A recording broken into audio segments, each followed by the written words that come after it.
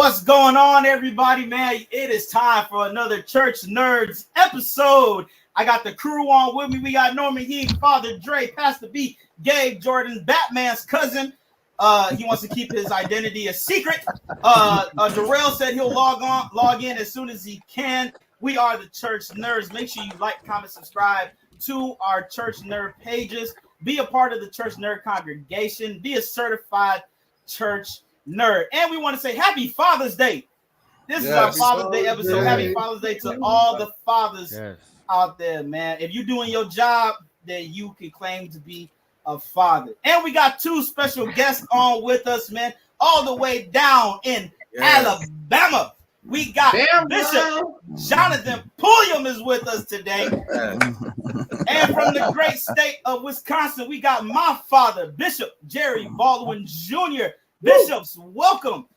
Hey, Jay, welcome. You got to come correct. It's diocesan bishop. I'm sorry, diocesan bishop. Jerry Baldwin. Congratulations. Get him right. It's been a year since you've been officially installed, but congratulations. You late. Has it? Hey, I'm just waking up. How long?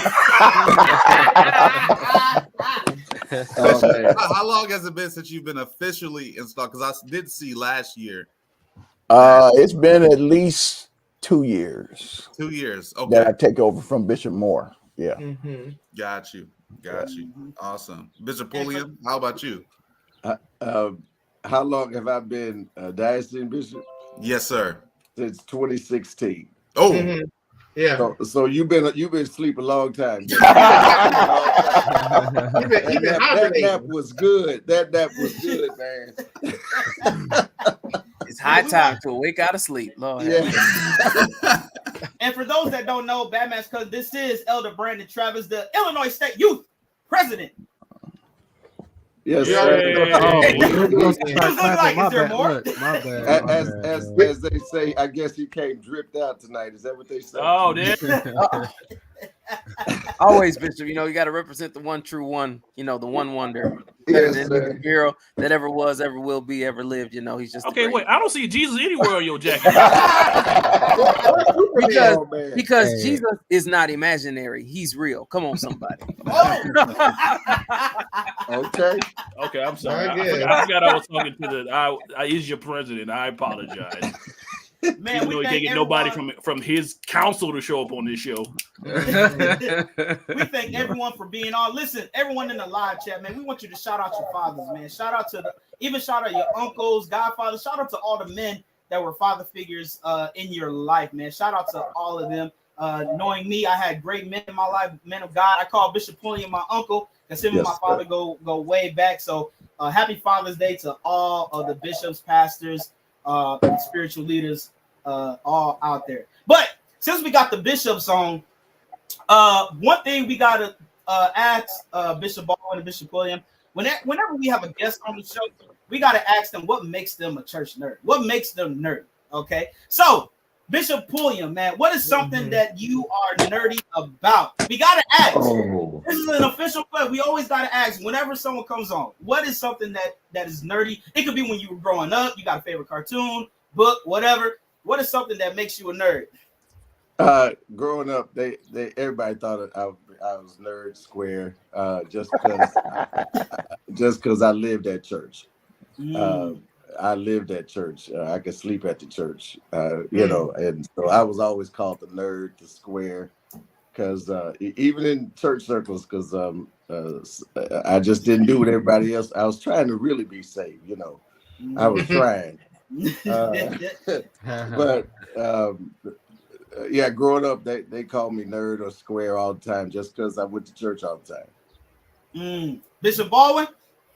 Yeah, I probably was a genuine nerd. I told you I was into all the comic book heroes. I was like Bishop Pulliam. I was in church all the time, but I was kind of a geek. I like to know how stuff worked, taking things apart and trying to understand, you know, how come this works this way. And by education, I became an engineer. A real pocket protector. So that's kind of my thing. I like puzzles. I play Sudoku for fun. So Yes. I relax playing Sudoku. So I play logic games. So I still can't play that game. So It's the greatest.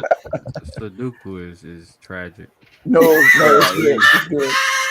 Hey, he plays it all the time. I've seen him, man. My mind get twisted playing Sudoku. No, it's logic. It's logic. You got to There's a logical pattern to every single board. Yep. You can do it. Okay, so in regards to things that are logical but then don't make sense, Gabe, why is your mug so big, man? And it said take naps. He said take naps. You see, protect, attack, protect naps. Is that Goku? Grogu? Yeah. No, this is Grogu. Yeah. Grogu. Oh my goodness. Hey, y'all, Baby Grogu, as some people know him as Baby Yoda, that's from the Mandalorian series. And some people didn't know.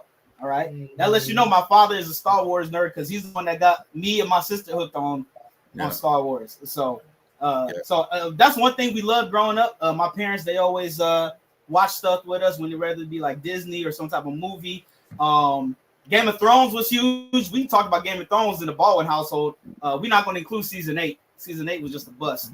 But but we had fun growing up, man. It was that's premiering tonight, ain't ain't it? Saints watch Game of Thrones. I'm just Hell, man. Yeah, this is church nerds. All church nerds. Right, Bishop. Okay. Hey, Bishop. A lot of people still don't understand why my parents let us watch Harry Potter. Some folks was like, them was witchcraft they was watching. But my parents let us watch. I said, if you can't watch Harry Potter, don't read Revelation. Oh, wow. The other thing though is, as parents, you have to make sure your kids understand the world of make believe, and also make sure they understand the real world of occult, and magnifying the devil. So, and you have to. I mean, I watched all that with my kids. My son read the books. I watched the movies and we was with them though. Yeah, we were with them and making sure we could. I'm watching it with them. Yeah. 100%. It was a good time, but today we got a real good episode, man. We're gonna be talking about fathers, fatherhood, even spiritual fathers, because it's the last of a dying breed. Fatherhood isn't promoted and pushed like it once was. You see a lot of single mother households, or they got the how can I say this? The independent agenda. Don't need no man. This and that. Yeah, okay. Dre will say it out there. Yeah, the feminists believe there should no man can control me and everything. But fatherhood is important, man. It's a big thing. But the first question I want to ask, Brian gone?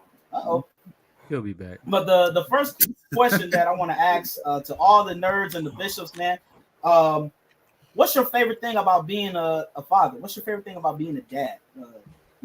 Bishop Baldwin, you want to go first, and we'll go around. What's your favorite thing about being a father? I enjoyed having a family. I think that God put something within men to want to have a family, to want to have something that's part of your legacy. My message this morning for Father's Day was the imaging of the father. And every father is looking for his offspring. He's looking for something in them, whether it's an eye color, whether it's a nose, whether it's some characteristics. And so I enjoyed being a father. I enjoyed, obviously it's helpful when you got a good wife that's working with you. But I enjoyed the challenge of being a father and grooming my children, raising them up. I like to see them grow. I like them to see what kind of person they're going to become. Encouraging them, seeing them being successful and succeeding, overcoming obstacles, and actually, again, being with God. I didn't say Jordan was my favorite either. So, but enjoy, because each one of them are unique. Each one of them are different, and I embrace. He's being that. very diplomatic right about that. He's being very. Hey, that's what every parent say, but they know the truth. When Jackie and Jordan were playing basketball, first started playing basketball, they played on opposite teams, and every year they were in the championship against each other. Oh man! So I couldn't choose blue for a Jordan's team. I couldn't choose red for Jackie's team. So I just stood in the middle. What jersey did you wear? I didn't wear no jersey. You didn't wear a jersey. It don't matter. Hey, Bishop said he came with his clergy attire. No. But I was like Solomon. I'm splitting the baby. It don't matter. It don't matter. A Baldwin gonna win tonight. That's all. That's it. And we were champion 3 years in a row. Yeah. Wow. My team and how I made Jordan frustrated with that defense. Lord have mercy. Y'all, just so y'all know, my sisters are going to be talking to each other probably through this entire show. Then they're going to call each other after the show, talking trash. So my dad going to have to be the mediator again afterwards. Bishop Pulliam, man, what's your favorite thing about being a dad? I think my favorite thing about being a father is just like Bishop Baldwin. I almost said Jerry. Just like you said, watching your children grow and become, because this world is so crazy and so many things are thrown at them. But to watch them make right choices, watch them fail, get back up, and then become the best person that they can become. And then to turn around and hear them say thank you. Right. Joshua, Jonathan, and Carla have. I tell anybody they have my heart. They have taught me so much. A lot of times, and I say this to any father: your children will teach you more than you realize. And a lot of times you think you're being the teacher, but the truth is, I learned a lot from my children. I mean, as they're growing, you don't know. You don't know. Sometimes you don't know what to do, how to do it. But I think my favorite thing is watching them become what they can become, and I appreciate the Lord for all that He's done with them. So that's awesome. Dre, you the newest dad of the Nerds. Well, what's your favorite thing about being a new dad, man? I must say it's probably the most generic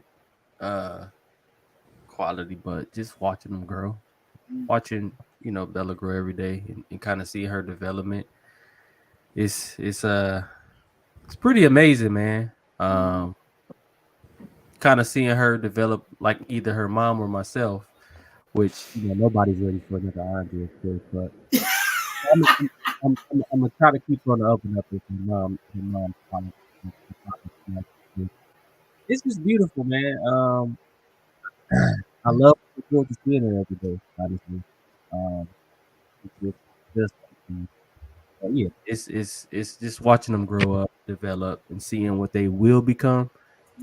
Based off what you teach them, and what quality you give them. Of course, God being that first quality. It's definitely something I look forward to. I love it. Elder Travis. Probably, and I guess I'll be a little churchy, but probably, but it's real though. Probably in Batman, he gonna be churchy. Okay. I don't know about Batman. He was out there witnessing on the street. Stop your evil ways. Come on into the Bible says if you lay hand on the sick, they will recover, right? That's what he said. That's what Batman was doing. He laid a lot of hands. So, but probably one of the best things I could probably think of is the power to create, and pretty much along the lines that the bishops were saying. Even Dre, like you created, these children, these vessels, these people, and it's like when they come, you're happy for that moment, you see them, but then it's like, oh, I got a responsibility, and now I kind of see how God feels when He births us or allows us to come. We are His responsibility to keep us, to guide us, to lead us. And then in that same venture, we do the same with our children. And just to know that I have the responsibility to make sure they know who God is and they grow up to be productive citizens in the world as well as the kingdom. But just the power to create, like me and my wife came together, we created that, that seed. So that's just amazing in itself. So and Brandon, you couldn't deny them 3 if you tried. No, Bishop. Hey, those your children. Those are my children. As Bernie Mac said in life, I's the pappy. So, Norm, what's your favorite thing, man? You know what? I got so many things have been said that I would say. So, I mean, I would take a different tack. My kids showed me the crazy things that I say that I don't realize I say. Because they always say, you never know who's listening to you. And one day my son came, he had said something. It was like, I'm like, where did he learn that? Oh, I said that. Maybe I shouldn't say that much. Again, it wasn't like horrible, but it was like, huh. So in other words, Norman's kids cuss now, I guess. Well, I mean, hey, come and on, everything. Let's get it together. His mom's the pastor, not him. His mom. That's funny. That's a lot. But I mean, if anything, it helped change my mindset. If anything else, because having children. Having somebody that's responsible, that you're responsible for, that can't take care of themselves, that you have to take care of, it changes how you act, it changes how you operate, it changes how you move. Like when I was younger and I would be at the church all hours of the night, I can't do that because I have to be home with them, because the hours I spend at church, I'm missing at home with them. So you always have to change that step. So I think if anything, that is what I love. It helps kind of make me a better version of me. That's real good. Gabe? I just love having the opportunity to love my girls. And I think the biggest thing that has happened to me since I've had kids is I think I love the fact that I'm learning something new every day. And not even just about them, but also about our Savior as well. I think one of the biggest things I've learned is how much God is when it comes to being intentional and reflecting who he is with his creation. I think being a father that loves his girls on a very micro level is almost a reflection of how our Creator loves us, right? When I look at my girls, no matter how much they, I love them, but every day isn't a good day, right? One day they might try to steal some cookies out the cookie jar, and I might have to correct them. But that doesn't stop me from loving them the way they should. And when I see that, I also see a reflection of how we are with our Savior. Shout out to all the girl dads out there too. Is it Gabe just graduated? Right. Oh, yeah. He went all deep. He had to go deeper than Brandon. Man. He had to go deeper than Brandon. It's always a competition. I don't know why. Shout out that was that sleepy brain, y'all. That was. That's all right, Gabe. I'll give you my autograph. It's okay. Pastor B, we're gonna let you go, but I know it's hard for a lot of girl dads to discipline their girls. Not me. I don't think I have no problems. I don't think. What's your favorite thing about being a father, Pastor B? Well, y'all been all deep and sappy and sentimental. It's been really touching my heart. It's been wonderful. My favorite part about being a dad is bedtime. Hey, Brian, I'm with you. I'm with you. Is it bedtime yet? Bedtime. Everybody, time for bed. We have a bedtime routine. It's amazing. It's like everybody's going to bed. It's beautiful. It's wonderful, dog. My God.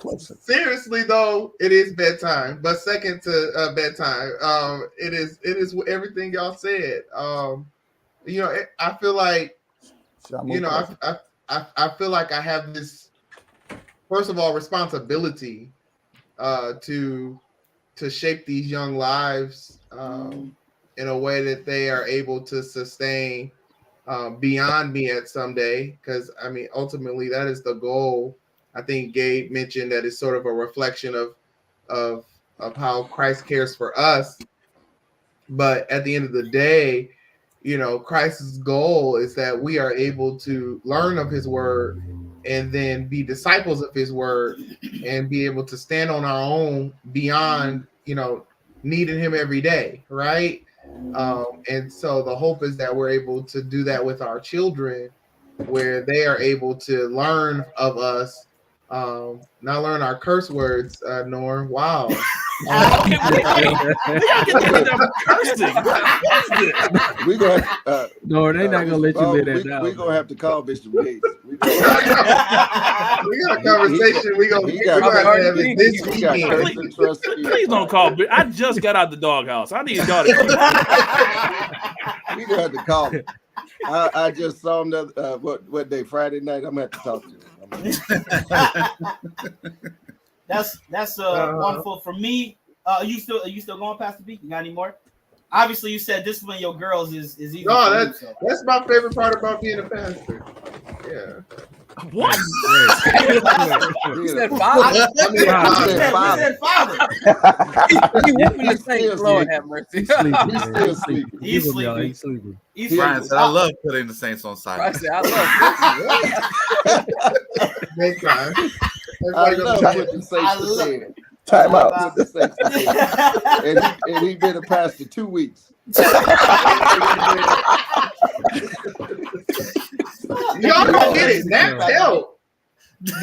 I mean, listen, if more people would take naps, we'll have a happier world. Oh man, that's good. And congratulations to you again, Pastor B. You weren't on last week because you was being officially installed. Congratulations on officially being installed as pastor of Soul Anchor Apostolic Church. Wonderful, wonderful. Y'all take note of his hair right now. It's black. It'll be great. Mark time. We'll see what it look like next week. I would say, go ahead, Bishop. No, go ahead. I was just gonna say, for me, being a father is, I agree with what everybody said. It's the responsibility. Now you have a miniature you. You know, some of your personality is in this offspring of yours. Now I see why my father was so frustrated with me when it came to dinner, because if I didn't like something, I was gonna be picky. Now my son, Levi, he's just as picky. If he don't like food, he's not gonna eat it. So it's the patience. You know, I find myself acting like my mom. Just eat the food. but my favorite is definitely my favorite part. Learning while we go. You know, it's definitely one of my favorite things. Watching them develop. One day he may not know how to do something. The next day, all of a sudden he knows how to do it. You know, it's definitely an amazing thing. Just the development. And for anybody that don't listen, being a dad is the best job in the world. I don't care what anybody say. Being a father is awesome. You know, shout out to all the men that's doing their job, because being a dad is awesome. Taking care of their business. It's definitely one of the best things. Excuse me, Jed. Apparently your sister is saying you were the problem child. Yes, apparently. Can we confirm this, Bishop Baldwin? I don't disagree. No comment. No comment. Bishop Baldwin being very diplomatic tonight. He doesn't have to comment. I'll comment for him on behalf of Bishop Baldwin. Yes. Hold on, Norm. Put my wife's comment up. This is something I got from my father. So the story is. Whoa! What did you say?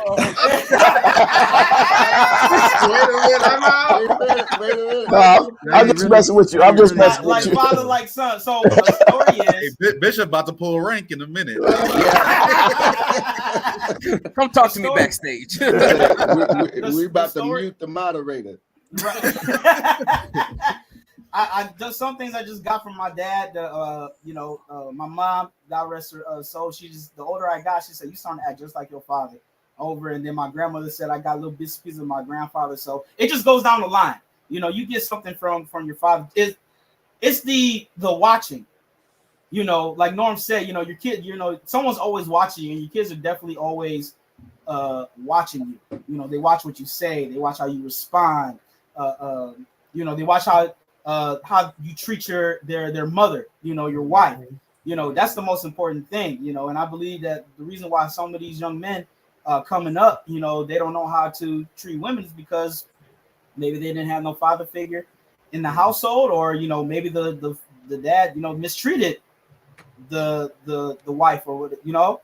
So that's the most important thing, is someone's always watching you, and that's the most important thing, man. Someone's always watching you. So that kind of goes into the next question that I have, the importance of fathers, the importance of fatherhood. Why does Brian keep going in and out? Jesus, is he losing internet connection? I don't know. No, he's continuously falling asleep. But Bishop Baldwin, can you elaborate? What's the importance of fatherhood? Why is fatherhood so important when it comes to both young men and young women growing up in a household? What we have to realize, and again, I shared it this morning, is that fathers are supposed to be in the image of God. He's the ultimate father, and fathers have been enabled by God. I know we say that the women create life. I know we say that, but the Bible says the seed is where the life is, and the seed comes from the man. And so then you're required to nurture it, protect it, provide for it. And just as God guides us, and he gives us an illustration of guiding the children of Israel, he gives us the ability to come boldly to him.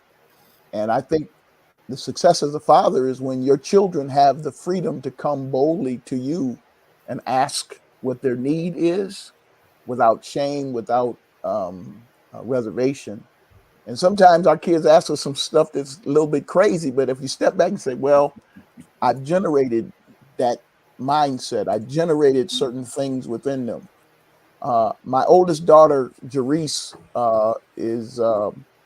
she was born with cerebral palsy, and so she's handicapped.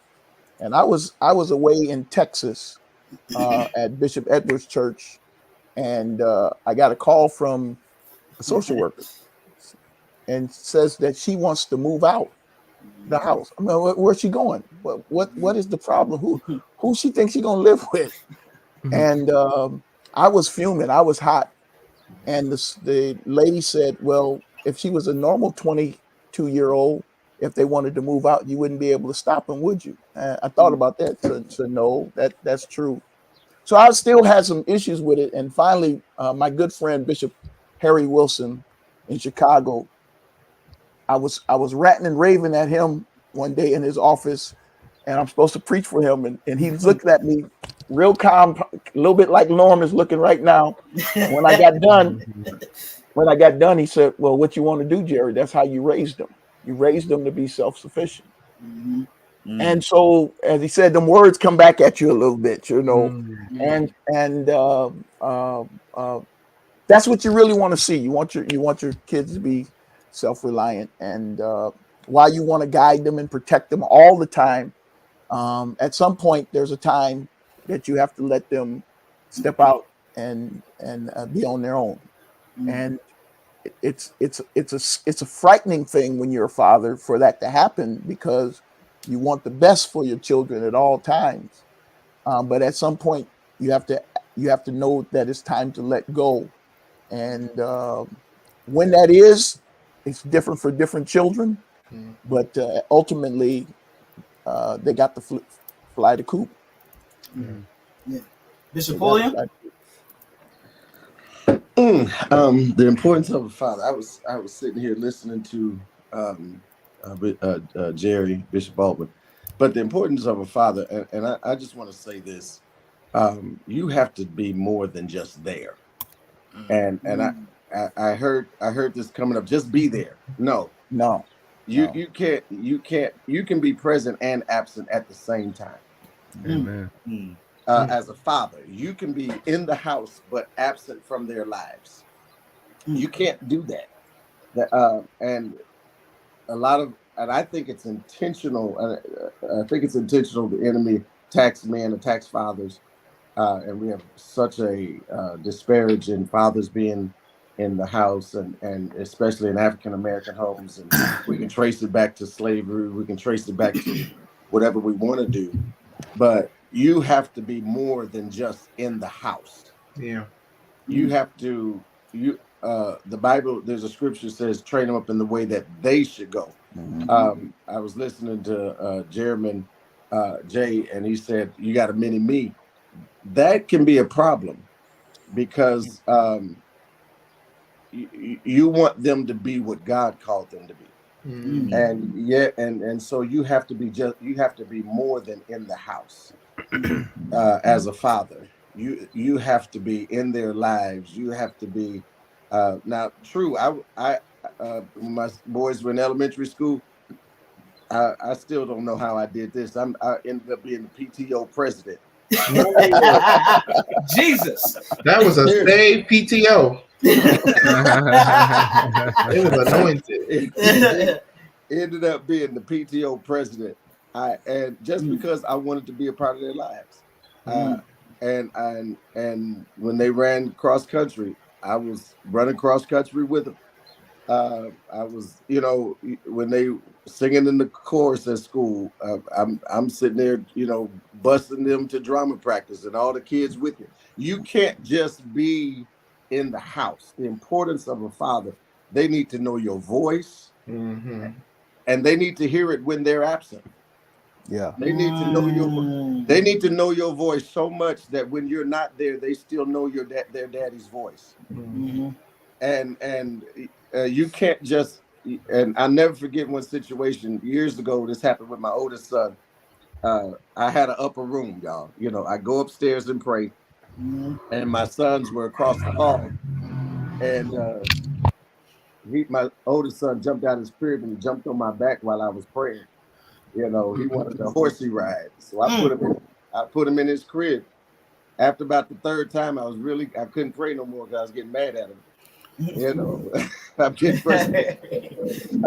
But I believe I heard the Lord say, sit him there and let him hear you pray, and play with him after. So I sat him next to me. I said, Josh, sit here.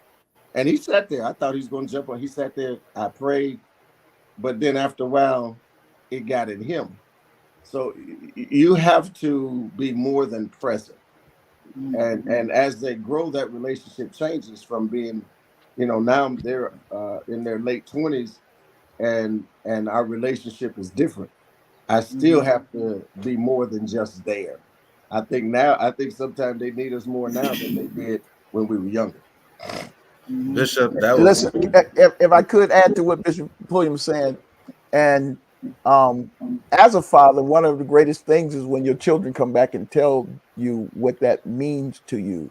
Yeah. About you being more than just there. Yeah. Now, again, I go back to I've never seen a one-winged bird fly. And so you need both the mother and the father. Absolutely.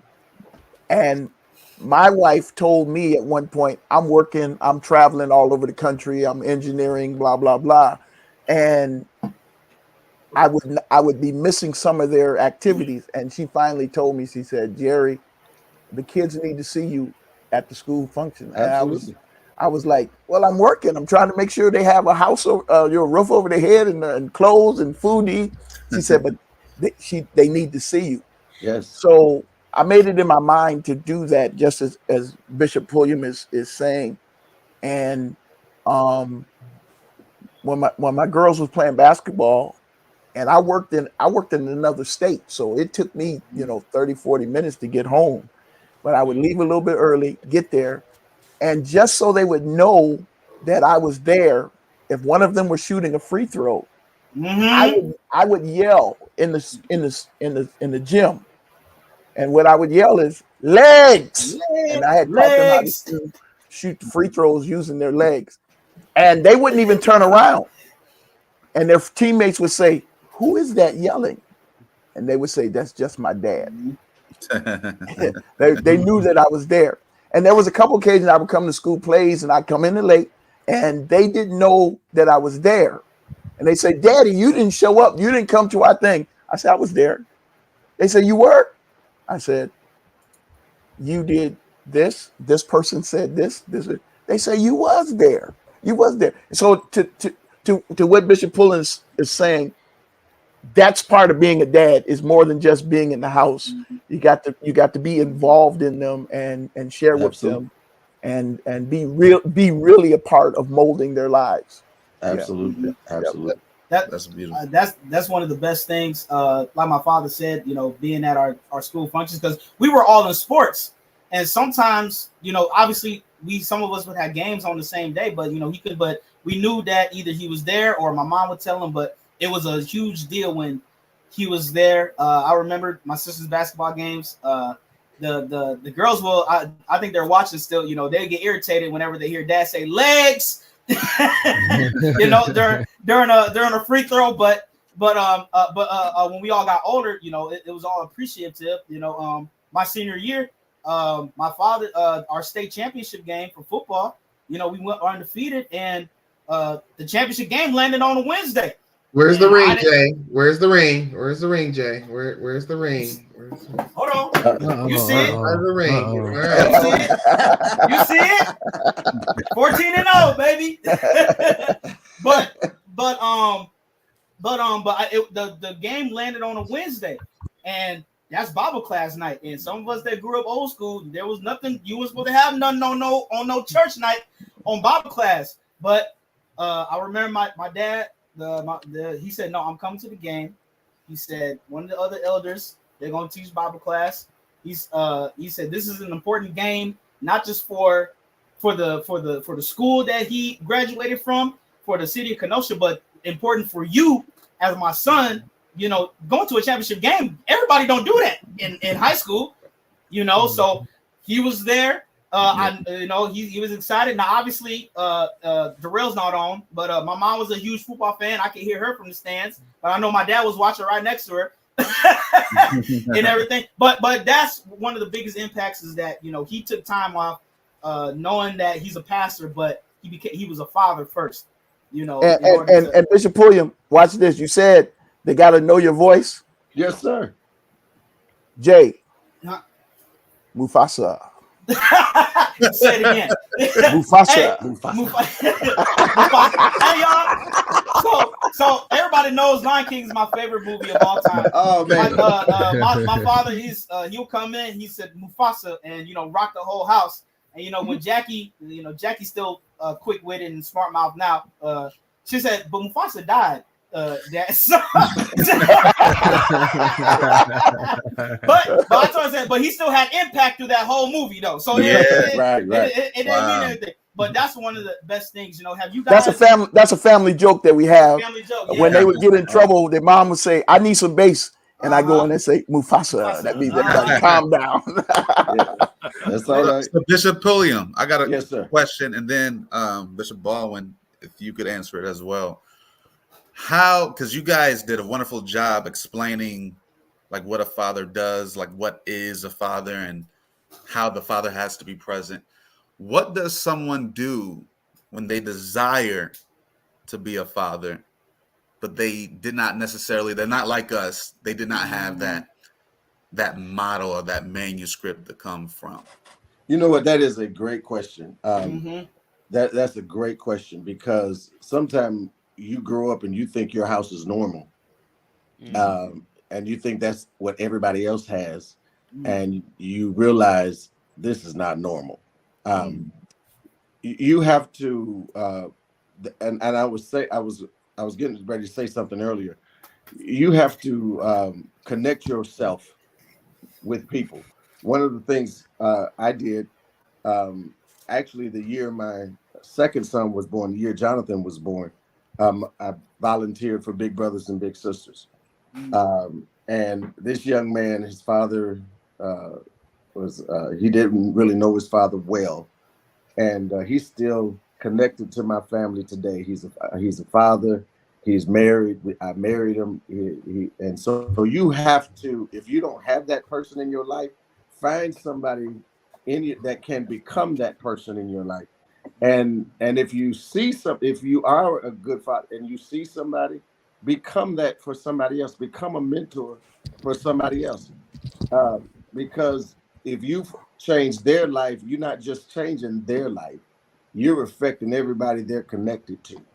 And so, and sometimes you think, well, I'll just, take this one person or whatever. But if you can change that one person or affect that one person's life, you're affecting how they raise their children. You're affecting how they treat women. You're affecting, you're changing a generation. And then that generation is going to learn, just because if this person say, and we all on this call and everybody's listening know somebody that grew up without a father in the household. But you connect yourself with somebody that you can learn from. You have to do it. You have to do it. And I think that's so pivotal, Bishop, because the truth of the matter is we're living in a society, whether it be by media, TV, whatever, that is continuously pushing the father out the picture. Whether it be even the government, like there are certain things, if you're low income, certain benefits that you just cannot have unless the father is absent or not in the picture. Right. And I think that's a big thing, because you have, like you said, you have people who want to be fathers, but because of the society we live in, and not just putting blame on, society, some of the choices at large are because of us, but because of that, you have people who are wanting to be fathers, but they just don't know how. And I think what you said, Bishop, is so true. The importance of finding a mentor is pivotal, a godly mentor, for Absolutely. sure. I'm gonna be honest. I grew up. My father's in the house. I'm the youngest male of. I got 4 older brothers, and when I had my oldest son Josh, I did not know how to be a father. Let's just be honest about it. It was one of the scariest moments of my life. I think Brandon said it. I got to be responsible for this life, and so you can grow up in a home with a father, and still it's the most challenging thing to be a father. So you have to find somebody that you can mentor. The Bible talks about behold the upright, mark the perfect man. Find somebody that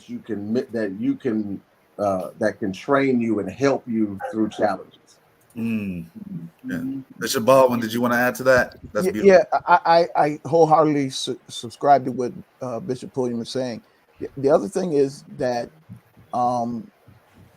historically, men socialize different than women do, and men that's why fraternities are so important, because we learn behaviors together. We reinforce those behaviors.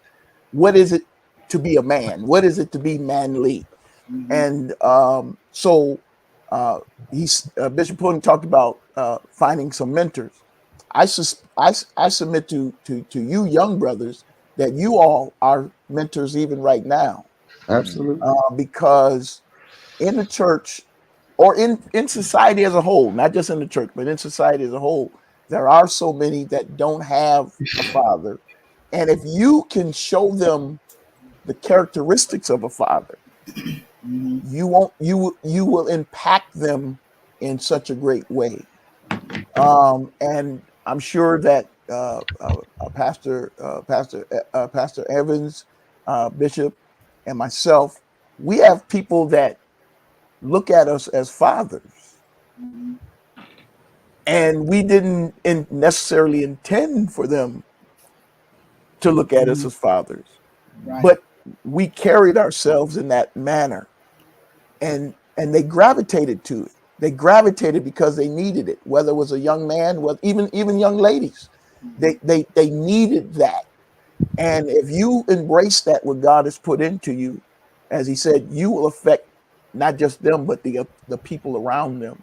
You will affect another generation for the positive, for what you've done. I used to get mad when people come over to my house or to my father, and they said, calling him dad. Dad, that ain't your dad. Yes, but they needed it, and when I matured, it didn't bother me as much, because they looked at him as their father, and they took his advice. Some of them, you know. I think that's one of the toughest things about being a PK, Bishop, is having to share your father with others who aren't in the household. You know, that I think that's one of the toughest things. You know, because us as PKs, we know the backstories of things being done and stuff. So that's one of the toughest things is having to share your. But the father has to be careful about that because he cannot neglect his own children. Right. He has to help them understand the value of helping other people, but he cannot neglect his own children. That's a balance there. Yeah. Can I jump on that for a minute? Just go ahead, Bishop. Go ahead. Because we got some young pastors on here and some that want to be pastors, and some that may be one day. I'll never forget going to the airport.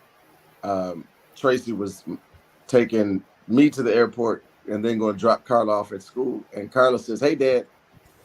She said, "I love you." She said one thing to me. She said, "You're going to the airport too much. I'll see you later." And I said, "Oh, Jesus." I thought about I thought about, she said, "Daddy, you going to the airport too much." Too much. And I thought about that whole flight, the whole time I was gone. That was the last thing she said to me. I've never forgotten that. Wow. And I never forgotten that. That was hard. But I'll say this to you. The church is God's bride. It's not your bride. Amen. It's not your bride. He's holding you accountable for your family. Wow. Woo. That's good. Say it again, Bishop. And so he's holding us accountable for our family.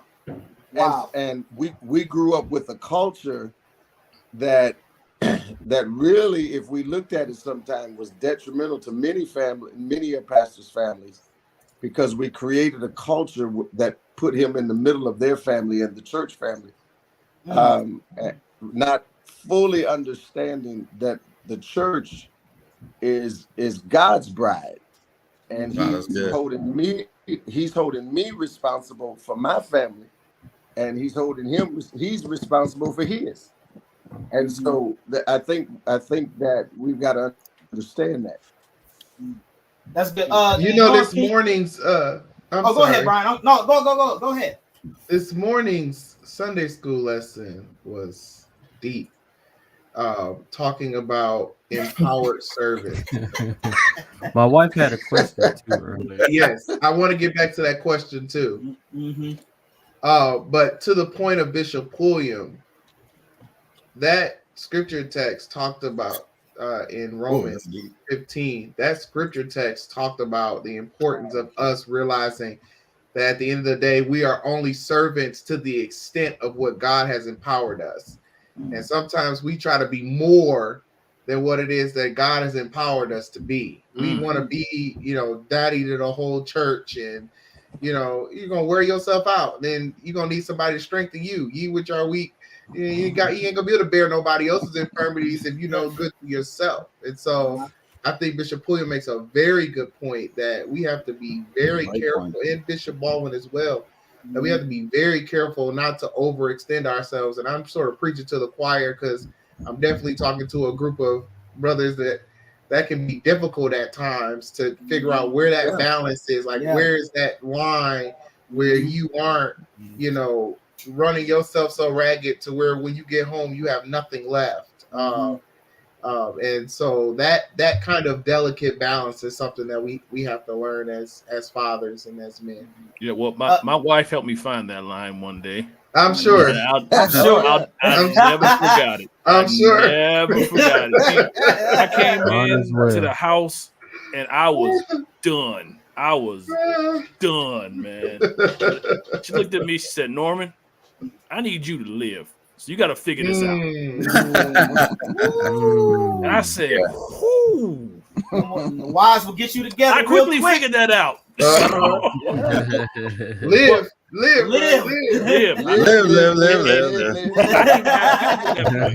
I was still just me and her. But even I think now I'm glad she said it then, because had she said it with kids, who knows how crazy it would have been. So she really got me together. But I did want to go back to Jade's question. Yes, very, very, that's a really, really good question. Can a man be a friend to another man if they know they don't want to be a father to their kids? We're gonna have the bishops answer. I would say this, just as I said that men learn from other men in the fraternity. If you don't comport yourself to the fraternity, we have ways of letting you know that you're not where you're supposed to be. We don't have to be cruel with it. We don't have to be, but we let you know that, look, you're not following through with what you're supposed to be. And it is cruel to have a friend that you know is not coming up to the measure they're supposed to be, and it's important to you.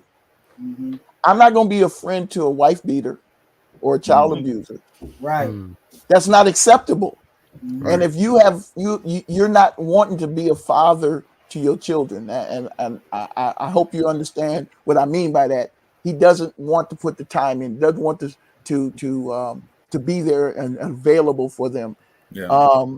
Then if you trying to be a friend to me, I'm gonna have to put that bug in your ear and say, man, what's going on? What gives? This you don't treat your children that way. You don't treat your wife that way, because in this fraternity that I am, the brethren that I run with, we don't do stuff like that. And it's that big word, accountability, that a lot of people are afraid of. But at the end of the day, we have to hold one another accountable to what's right. And, when you just talk about friendship, to Jade's question specifically talking about friendship, I think we have to start by defining that term friend, because I think oftentimes we just throw, I was even talking to my son the other day, there's a whole bunch of kids on this block that we live on, and he's constantly coming home, Daddy, I got a new friend. Daddy, I got a new friend. Daddy, I got a new friend. At some point I said, whoa, son, all these people ain't your friends. Right. Everybody can't be your friend. We need to let's have a conversation and define what it means for someone to be a friend first. Now I'm gonna be honest. Take yourself some hurt. I don't. We can't be friends if we can't correct one another. Right. Iron sharpens iron. If you get an attitude when I'm genuinely trying to say, hey, what's going on here, then we're not friends. We're not friends. We're not friends. I lost a lot of friends being up front would have been real. I can't believe that, Drake.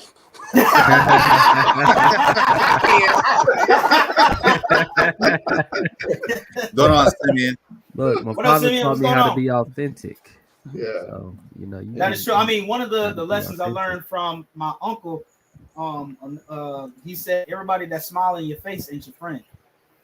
So that's an important lesson, that stuck with me to this day. Yeah. Everybody that's smiling in your face ain't your friend. So, and everybody who call you friend ain't your friend. Ain't your friend. The Bible says folks gonna say, Lord, Lord. He gonna say, Lord, Lord, who are you? I've learned. Hey, he gonna be like Thanos in that one scene with the Scarlet Witch. I don't even know who you are. Exactly. You see Jade's comment about are you loyal to the friend or loyal to the principles? Yeah. Principles and values never change. That's true. Right. Principles and values never change. And if you are able to change your values and your principles that quickly, then I suspect you don't have any friends anyway. Say it, Bishop. Right. Wow. And your friends ought to share your values and principles. Because if they don't, they ain't your friend. They ain't your friend. And I'm gonna be honest, you have to be careful when somebody wants you to change your value just to hang around them. Yeah. Say it again, Bishop. If they want you to change your values and principles just to be in their life, you need to check who you hanging with. Yes, sir. I know this is church nerd, but he said if a person walks disorderly, do what? Withdraw yourself. Withdraw yourself. And you have to have the strength. And I'm gonna be honest with you. Sometimes the right one won't show up till you let go of the wrong one. My Lord, got to be folk around you. And the folk who really supposed to be around you can't get to you because you got all these folk around you. Because you all got these fuckers. Hey, that goes it's y'all fault for getting preachers on here now. That's like Pulliam. Do you have any? I mean, if you don't mind sharing, do you have any examples without sharing names of a time where you had to? See, Gabe always trying to get always do this every Bishops do this every always trying to get the bishops in trouble. Listen, I'm trying to get you got to relate to the audience. I like that. Go ahead, Bishop. I'm gonna be honest. If you can't be real, you can't help me. Yeah. And I've learned you have to be real. And if I'm going to help anybody, and so to Gabe's question, do I have examples? We don't have enough time on this. I can give you examples of people in church that y'all know me. I'm a praiser. Y'all know me. I've had people we hang out with. Now I'm gonna give you a situation. I'm gonna give y'all a real situation. Into it. There we go. We at the Holy Convocation. Jesus. Here we go. This is Let me get ready. I'm gonna give you a real situation. Not in Chicago. No. We at the Holy Convocation in Jackson, Mississippi, in Jacksonville, Florida. Oh, Jacksonville, Florida. And Carla was my daughter. She was small, a little agitated in church. Agitated and upset, and so I take her to the back of the church just so she got there's all that space to run around. I'm playing, and she's playing. And we at the Holy Convocation, preachers preaching, and a church sister inappropriately addresses me with some physical touch in the back of the church, and I said, "Get off me." And then after that, someone asked me literally, "Hey, can y'all go hang out with us?" I told him, I said, "Where you want me to put my family?" I said, "You want me to go upstairs, tell my family to go to bed so I can go hang out with you?" I'm not doing that. Wow. I'm not doing it. So at the Holy Convocation, y'all, okay. So now they calling me square and funny and crazy, but I'm not going to keep you happy just and to put my family in a situation. Right. And so you have to make, and people will try you. Y'all, and that don't happen, y'all. Come on. Right. That stuff don't happen. Yes, it does. It happens all the time. You have to make decisions. People in leadership, I'll never forget. I won someone's respect because I didn't do what they asked me to do.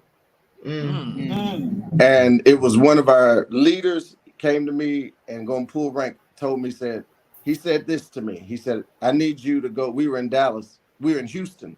He said, "I need you to go with the young people to out to the park." I said, "All due respect, I have a meeting. I'm not going out there with the young people."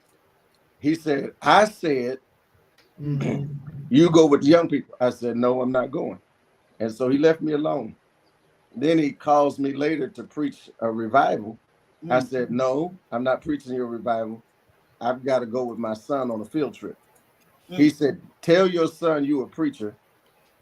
And Lord. And you need to come preach." I said, "I've already committed to my son that I'm going with him on this trip. I'm not coming with you. All due respect, I'm not going to disappoint my son to preach a message. I'm not going to do that. Dope. That's And dope. so it upset him. But I went with my son. Now, about 10 years later, he calls me back. I go to this meeting and he said, wait a minute, is this your son? I said, yes. He said, he told my son, he said, I have the utmost respect for your dad. Because when other preachers would have come preach the message, your father decided to go on a field trip with you. And my son said, when did that happen? You didn't tell me. I said, I wasn't supposed to tell you. Right. That you didn't need to know none of that. All you needed to know was we going on a field trip together. So it happens. And you have to be able to. I hope I answered your question. Absolutely, Bishop. You gave all the tea. I don't know. I don't know, Bishop Pulliam. You may have to be a honorary speaker at the national convention and preach that. that to the whole body. To the whole body. My Listen, Lord.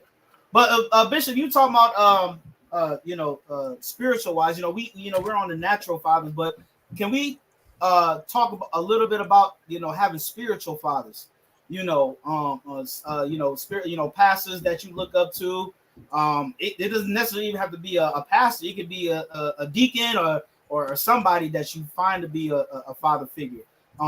So Bishop Baldwin, can you talk about having spiritual fathers? Have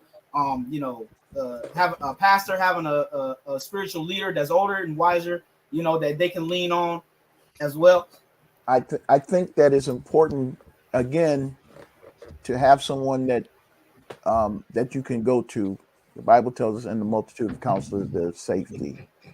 And you got to have the proper kind of mentor. You can't choose your natural father, but you can choose a spiritual father.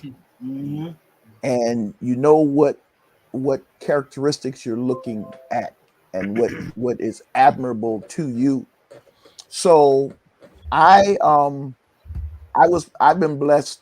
I grew up in the Illinois State Council, and I call them my uncles, but my father had great men that he associated with, from Bishop Bell, Bishop Price, Bishop Wright, Bishop Bellamy, District Elder James Robinson, and others. There were others in that council that he was friends with. And the last remaining one is my current pastor and spiritual father, and that's Bishop J.E. Moore. He has watched me grow up. He entrusted me. And I'm going to tell you something. As a father sometimes tests you to see if you're going to do what you say. I remember when I was about 18, 19 years old, Brandon, I don't even know if you was born then, but this was back on Clay Street. Oh no! Oh yeah, no, this is back on Clay Street. I was born in the transition from Clay Street to So he allowed me to paint his Saab. Remember, he used to have Saab cars. Yeah, and he let me Volvos. Yeah, he would paint. He let me. I worked at for a fire truck manufacturer. And one of the guys that painted the fire trucks painted cars on the side. Good question. Bishop let me get his car painted, gave me the keys, gave me the money, told me to, and he did it. And I drove the car back to Joliet. And they said, "How you get Bishop's car?" What he did was he trusted me. He let me. He gave me a chance to prove myself. Now he's mentored me through my ministry after my dad was dead, after Bishop Wright was gone, Bishop Bell's gone. He has mentored me, and even now he still mentors me. I don't have no problem calling him up, and I call him Pop. I said, "Pop, such and such is such a case. How you think I should handle it? I think I should try it this way. What you think?" And if he says it's okay, now I'm gonna tell you something. He also will bust me out. And as a father, you got to be willing to accept that. One thing he told me one time, something was going on. He called me up. And I thought it was strange. He called me. Normally I'm calling him. He called me and he told me leave it alone. I can't share all of the conversation. He said, leave it alone. I said, but he said, leave it alone. I said, but he said, leave it alone. Oh, his voice got deeper. Okay. I said, yes, sir. I said, yes, sir. And I left it alone. Yeah. Wow. You know, Bishop spiritual father said it. I shut up. Oh, it's done. Okay, fine. Last week in the installation services, Bishop Gates spoke, and he made a statement that is impactful. Was very impactful to me as it relates to just his relationship with his spiritual father. And he comically went through the whole motion of having somebody call Bishop Nelson and say, I call you every week. I think that painted a picture for me in a few different ways. It reminded me that I always say this: every pastor needs a pastor. But since we're talking in terms of spiritual fathers, like, it reminded me that it's okay to need somebody else and to get somebody else's advice and opinion, especially someone who you respect their opinion, you value their voice, and you view them as a spiritual father. That's the first thing it showed me. And then the other thing it showed me is that fatherhood, especially as it relates to even natural fathers, is about communication. It's about not just communicating just to communicate, but it's about routine, what may seem mundane sometimes, communication. This, he said every week. I call him every week. And in my mind, I'm like, every week? Like, I don't want to talk on the phone that much to nobody. But my wife, I barely, we can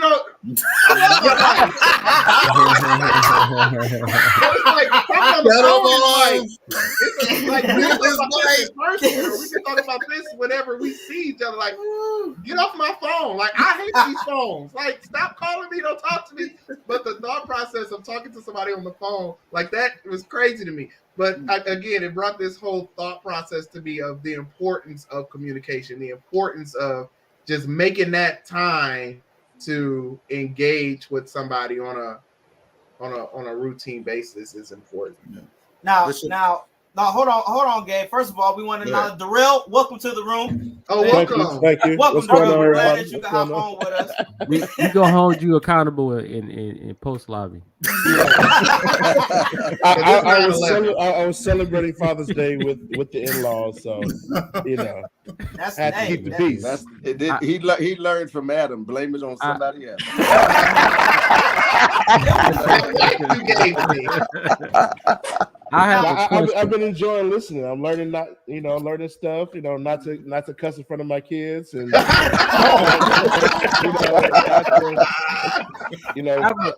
Brian over here putting his constituents on nap times. And come on, go ahead, Drake. I have a question. I've been pretty quiet the whole episode. I just wanted to let everybody get now, all Bishops, we get ready to prepare you. Professionalism out the way. Wait, hold on, Drake. Bishops, we're gonna let you know, and everybody that's part of the congregation know. We are not responsible. We are not responsible for what I'm not listening to them. Go ahead. I ask genuinely authentic questions that nobody else wants to ask. Just remember, you asked this question. Hear me who out. his father is. You know who his father is. Y'all's colleague. The first question is: do y'all allow? I got two. Okay. The first question. He's been holding this. Go ahead. Do y'all allow saints? We talking about saints outside of your children to call you daddy? Oh, Lord have mercy. Here we go. We're going down this rabbit hole. We going down this hole. I thought we already did this, Drake. Nah, we know this rabbit hole. I have allowed them to. Yeah, I have allowed them to do it, but it's not something that I encourage. I don't try to kill a person because I don't know where their position is. But I always make it clear, my children, as opposed to what I'm doing for someone else. But if they view me as that, like I just said, I call Bishop Moore Pops. you know, but I know that I'm not a Moore. So now I'm gonna be honest, I've got several godchildren. Brandon's daughter's my godchildren, and I have several that call me Pop or other things outside of my three children. However, I don't ascribe that to the average church member. No, I think that you have to. Situations are different, you know.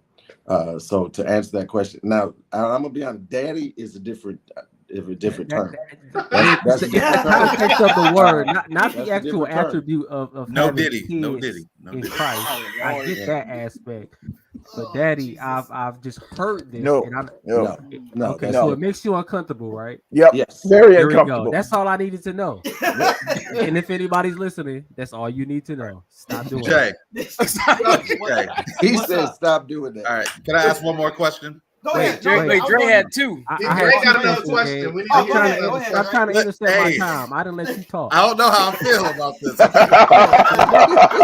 next We question. skated by with the first one. Question number two.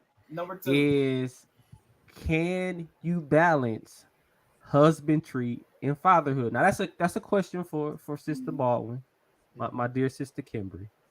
I think that's a great question. Did you say can you? Balancing. Well, like Can you how discuss how you balance husband? Oh, advice. how you do it? Okay, yeah. Now I'm gonna say you better balance it. I'm gonna show you something. I'm gonna get a little deep, I guess. When the Lord told them they were one, there were no children involved. Yeah, I felt the anointing on that one. When you look at in the Bible in Genesis, and He said the two shall become one. There were no children involved yet, and so then they got two children. Now, then they got two kids, and one killed the other one. Mhm. You know, so they had family drama. First. But I think one of the biggest problems that we have, and I'm gonna be honest with this, is you let kids become one in your and get between husband and wife. Wow. And and that's something you want to pay attention to, because that can be a place where there's a rift in a marriage. And so you have to be able to address that in your marriage, because when kids grow up and they're gone out of the house, y'all still married. All right. And they got to develop their own families. And there are many couples that during that childhood age, they drift apart because you're raising children, you're working, you're paying bills, you become partners and no longer a married couple. And you better find a babysitter. You better know. I'm serious. You better know how to do date night. You better know how to do some other things while you're raising kids, because it's just as important as being a dad as it is being a couple. Yeah. Right. All right. And I think sometimes we forget that. Yeah. I agree with it, because the question was husband and father. That's two separate roles. Absolutely. That's two separate roles that you have to play. And your children at some point is going to leave you. It's not if, it's a matter of when. When. Your wife, if you're still according to apostolic thoughts, you're supposed to until death do you part. And so you have to build, as Bishop Pulliam said, that's where you have to keep that. And truth be told, one of the worst whippings that I ever got, I know that's not politically correct, one of the worst whippings I ever got was when I tried to get between my mother and my father. Ooh, you tried it, huh? I tried. And let me explain how simple it was. I wanted a pickle out of the refrigerator. I asked my mother, could I have a pickle out the refrigerator? She said no. My Lord. I went to my father. He's on the couch, half sleep. You know how you half sleep and I asked him, and he was like, yeah, boy, get on out of here. Go. So I went and got the pickle because Daddy said I could have the pickle. Oh, Jesus. My mother came in while I'm enjoying my pickle, and she said, I told you couldn't have that. And I, with my dumb self, Dre, I said, but Daddy said I could. Oh, not but Daddy. Oh, Jesus. So she goes and she says, I'm a junior. She says, Jerry, I told that boy he couldn't have one. You would have thought that somebody stuck him with a pin for how fast he woke up and came off that couch. He asked me 2 questions. Did your mother say you could not have that pickle? Yes, sir. Did you come and ask me for the pickle? Yes, sir. That was all she wrote. Amen. That was all she wrote. Amen. So it was important that I understood that. Another thing that he did was, and again, these are examples, right? Yeah. Another thing he did, there's 7 of us, and when we were small, I'm the oldest. When on Saturdays, if she was working at the house, he would give her money and send her away, and he'd say, "Go shopping. Don't buy nothing for anybody but yourself. Spend time alone. Get away from the kids. I got them." And so he was doing that as a husband to make sure that she was taken care of from his husband's side, but he was at home with us as the father. So that's why I'm saying these are 2 separate roles that you have to play, and you have to be intentional about that. As Bishop Pulliam said, there has to be some date nights. There have to be babysitters. They have to, they may have to go over to grandma's house. They may have to go to auntie's house. And can you just give us 3 hours? Can you just give us a couple hours and spend the time together and build that marital relationship, just as you have to build that father relationship? That those are 2 separate roles, and nobody should get it twisted, especially the kids. Dre, your wife calling you out there, Bishop. You starting stuff. See, this is why I'm trying to look out for my sister Kimberly, and I got in trouble.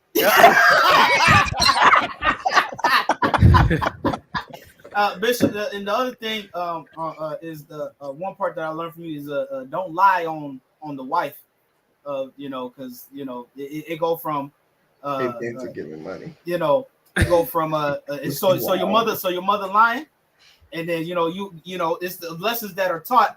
I don't know what you're talking about. Oh, now you don't know what you're talking about. Okay. But I won't tell the story. But there was a situation where my father had to get on my head because I disrespected the women in the house, and as a father, he had to teach me a lesson and say, men protect women. He said, especially women in our family, we don't treat them any type of way. So you didn't tell them about going down the stairs head first. Well, since you said stairs, I'm gonna tell the story now. Okay, remember, we on Mark Zuckerberg's internet. It's nothing bad, but he had to get on my head. I had talked back to my mother.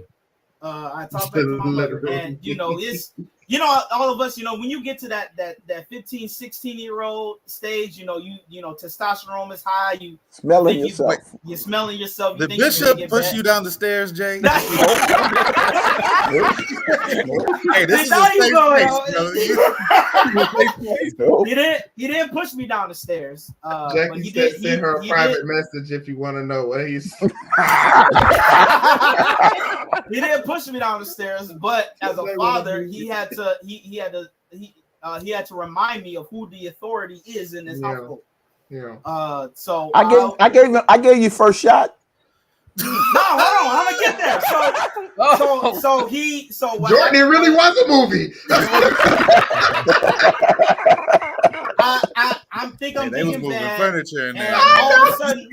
all of a sudden, I think I didn't see it coming. Bishop, y'all see Bishop Baldwin. I knew that was Jerry that night in the Baldwin household. All of a sudden, I'm in the air. I don't know what happened. He got me, and I'm being dragged down the stairs through the kitchen into the basement. Mhm. And I'm thinking, Oh, like, he oh my. didn't want no witnesses. He didn't want he didn't want, we going to the basement on this one. Yeah, We he don't went down want to no the basement. witnesses. And nobody what gonna hear happened you was he looked me dead up and right in my eye.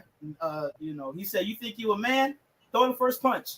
And I said, "I'm good." Listen, that drag down the stairs was enough for me. You know? But the one Sounds thing like that the one thing I remember him saying straight to my face was, "Don't you ever disrespect my wife again." It wasn't your mother, it wasn't mom, it was, "Don't you ever disrespect my." But that taught me that it's wife first and then mother. You know, Wow. so I learned, but then the next week he said, "You know, son, I wasn't really mad at you. I just had to teach you a little." You what do you mean you weren't mad? You had your They said, "Tell that to these rug burns." Now that should taught you another lesson that he really didn't want to do that. No, he didn't. But it's lessons like that, because he told me later on that there was something he did that my grandfather got on him, and I reminded him of what he did, and then he just couldn't do it. So because, you know, sometimes Brandy, you say, get your wife, Brandy, get your wife. you know, and there were just some things that he said he got mad at us, but he didn't whoop us for it. You know, y'all know the Tom and Jerry "Is You Ain't My Baby." We downstairs watching Tom and Jerry, having a good time singing it. You know, he come out and say, "What y'all singing down there?" But then he tell us, like, "No, I did the same thing when I was a kid." And my father, you know, Bishop Baldwin Sr., that was a song back in the day that they had that, you know, wasn't spiritual. But it's lessons like those, you know. You don't ever want to whoop out of anger. You know, so that's one of the best lessons that I learned from him. You know, I guess we all learned a lesson today that you were the problem. Hey, I admit it, man. I already told y'all in the beginning. Bishop went from Bruce Banner to the Incredible Hulk in 3.5 seconds. All right. Final question for me, Bishop Pulliam and Bishop Baldwin, because I know you guys probably have to get out of here. How do you, when I look at both of you guys had the privilege, just like a lot of us, to have not only your father be your natural father, but your spiritual father at the same time. Mhm. Going forward, what do you say to those PKs who are bishops or pastors now? What do you say to them in regards of making sure you tread that balance of fatherhood and being a spiritual father at the same time, and not letting one outweigh each other? I think that Paul recommends that we be an example to the believer. And as I said, being a father, even being a husband, is a serious responsibility. And you, when things are serious, you approach it that way. There's a degree of carefulness that you have.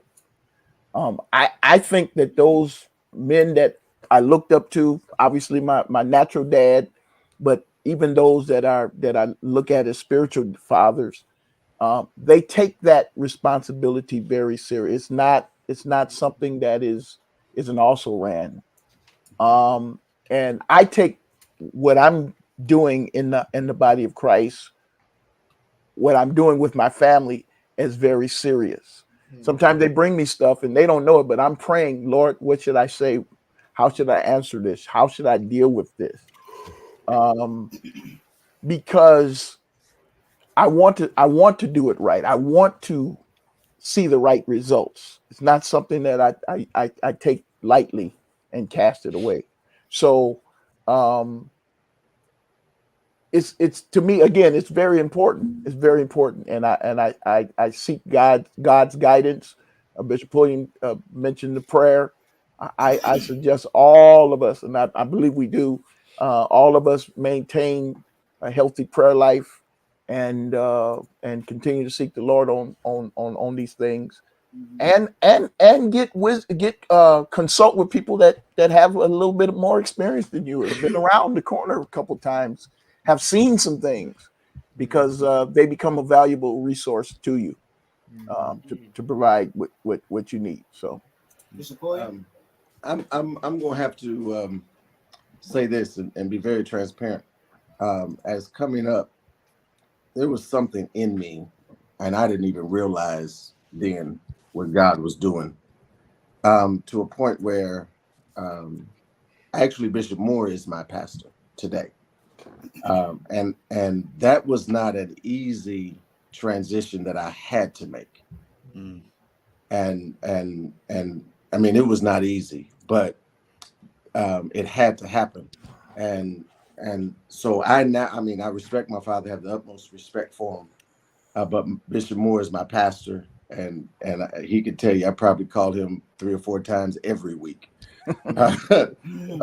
because I understand we all need guidance. I don't care how old you get, you need guidance. But when it came to that, up until that point, if whatever my father said, that was it.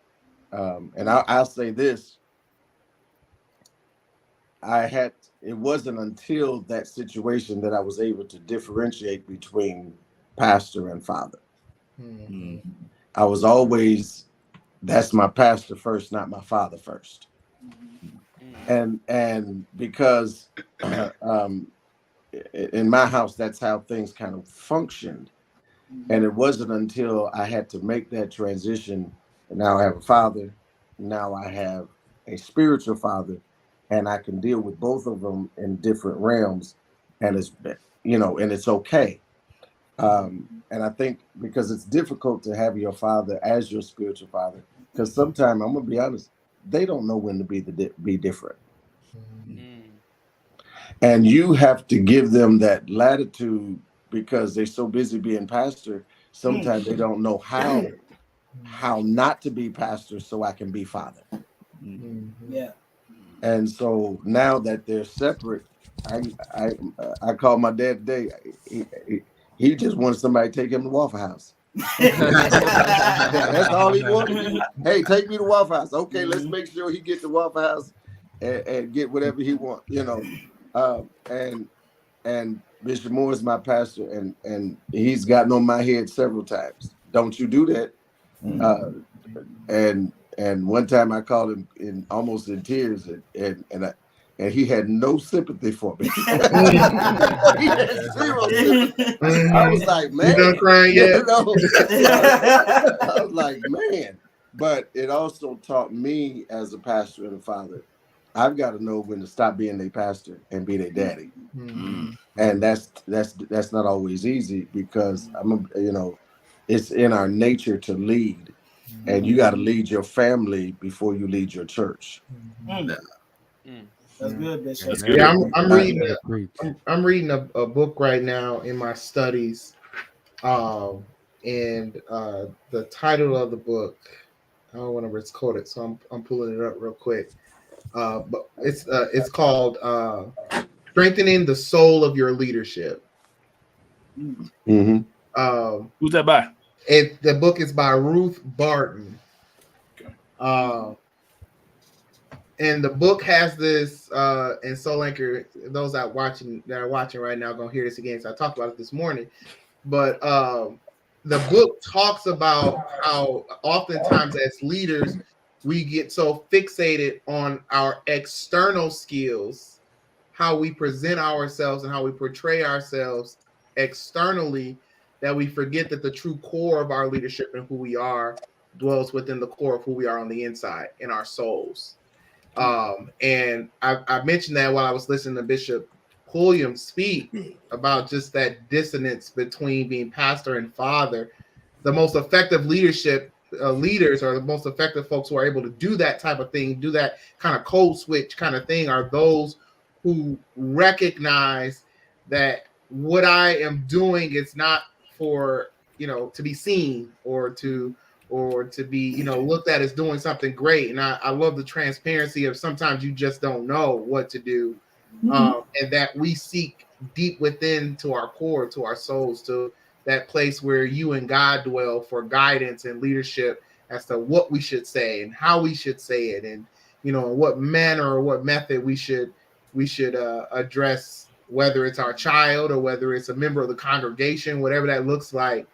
That book has been really, really helpful in sort of lining up those kind of that dissonance that happens in all of us. And right now we're talking about fatherhood as it relates to, being a father or being a pastor, but really that could be anybody who lives in dual roles. Absolutely. How do we operate as a deacon at the church and then go to work and be the executive or the manager that we're supposed to be, and not blur those lines, because you take deacon to work and you might get fired. So how do you realize that this is not the place for that? Like that, compartmentalizing those types of things. So that's good. Can I piggyback on what Pastor Evans is saying?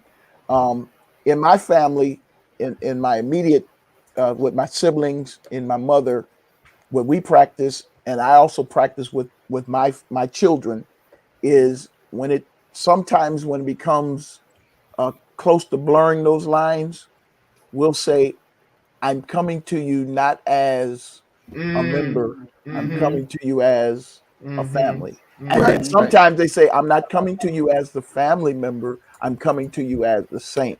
So that kind of helps keep some of that, those lines from being blurred. Right. And it kind of puts you in the right frame of mind when you're trying to deal with certain things. So, the pastor's family has a unique thing as well.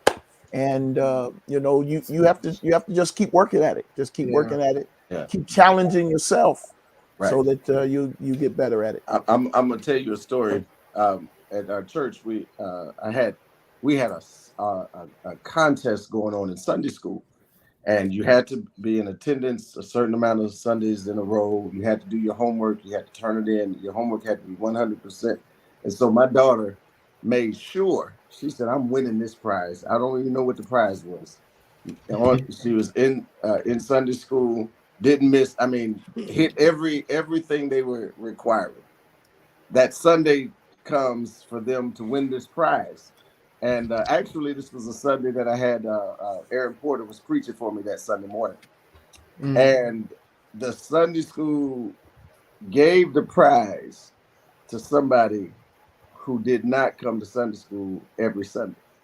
And they didn't do everything. And my daughter Carla had done everything, A, B, C, D. That sounds like Carla. Listen, so I pick up Aaron, get him to church, and we're in my office. My daughter busts the door open, kicked it. Daddy, you they boss. She said, they work for you. Don't tell them they did me wrong. I'm going, oh God. and at that moment, I couldn't be pastor.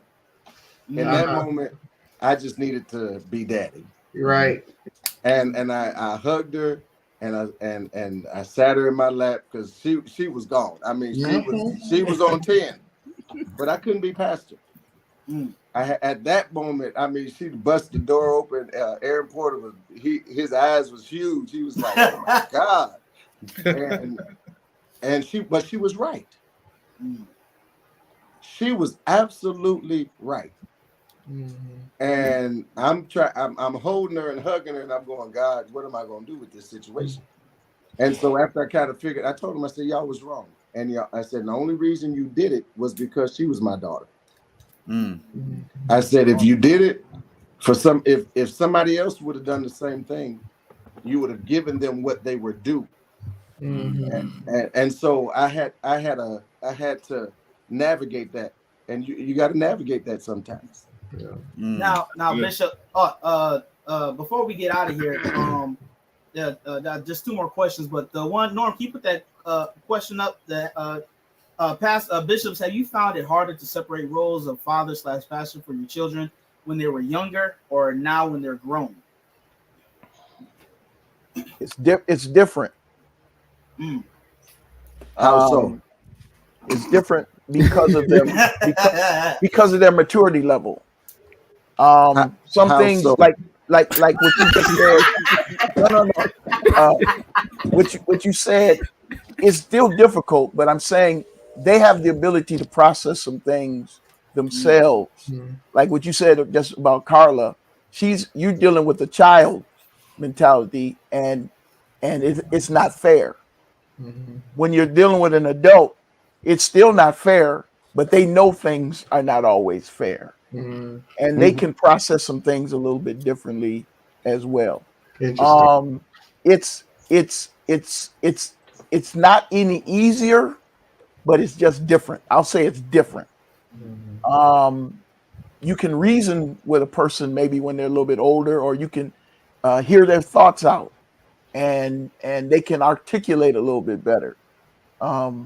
Carla, from your example, she just wanted what she wanted right now. And she was right about it, though. She was right about it. Yeah, and you know, it's the question is an excellent question. Excellent. But I just say it's not necessarily harder. It's just different. It's just different. Your approach may have to be a little bit different when they're older and they're grown. So that's all I'm saying. I think that Bishop Baldwin is right. And the other thing is this: when you're a young leader, you're learning too. And that's right, Jay. Now throw this in. You're a young father, Pastor B, and a young pastor, and you're learning both of those roles at the same time. That's difficult. And as you grow older, you learn differently, and you treat people differently. You're going to make less mistakes. You learn from experience. Should teach wisdom. And so it is different. It is different. Bishop Bell told me. He said, "Jerry, you're gonna tear up the church about 3 or 4 times before you get it right." Thanks, Bishop. I'm telling you what he told me. I got a quick 2-for-1 question. So first question for both bishops: what's the worst whipping you've given your child? Oh, Lord. Hey, we just heard one of them. He didn't get no whooping. He just got shook up real good. I didn't get a whooping. I don't know why, but I love hearing whooping stories. They fascinate me. I didn't really have to spank my children too often. Because our mother did. I believe if you get them while they're young and train them while they're young, they understand. Sometimes all you have to do is look at them, and they'll straighten themselves up. That's the type of fear I want. Look, It drives my wife crazy because like I'm the quiet one around here. I just kind of meander around, and I hear her say something, and the kids don't. She could have been said. She said it 30 times, right? And I just walk by the room and just look. Be like, y'all got that is such an empowering feeling to have. No. Say it with me, Mufasa.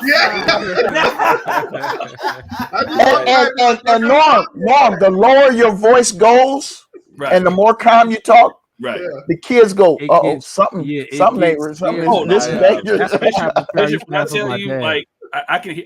My office is in our basement of our home, and I can hear my wife go back and forth for my oldest because he's getting that point in life. He wants to try to push boundaries. Right. So I hear it. So I just start walking up the stairs real slow, and as he hears the steps get higher and higher, everything starts changing. By the time I get to that floor, he done run off and got back in shape again. My oldest son has always been vocal, always. So he come home and I think he was in first grade, and we were getting ready for dinner, and then he said, "F you." Whoa. I said, "Excuse me." I said, "What?" First grade. And he has this huge smile on his face. He said, "Dad," I said, "F you." Oh, Jesus. And so my wife said, so I sat him down. I said, "Now, son, you have it. I know you learned." My wife goes, "He learned that at school, Jonathan. He learned that at school." I said, I know. The rage just came. But I mean, I started sweating.